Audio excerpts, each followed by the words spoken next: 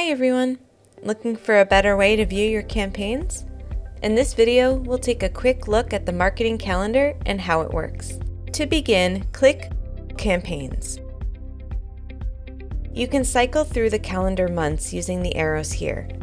Click Today to go back to the current day and month.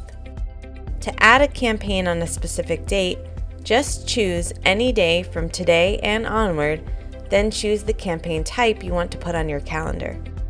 You can choose anything from an email to a lead generation landing page.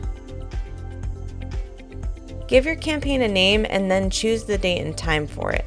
And don't worry, you can change these details later. Then choose to either open the editor or just save it on your calendar as a reminder. The marketing calendar helps you see the big picture of what campaigns you currently have scheduled, add additional campaigns, and better plan your marketing strategy. Take your campaign planning to the next level with the marketing calendar from Constant Contact.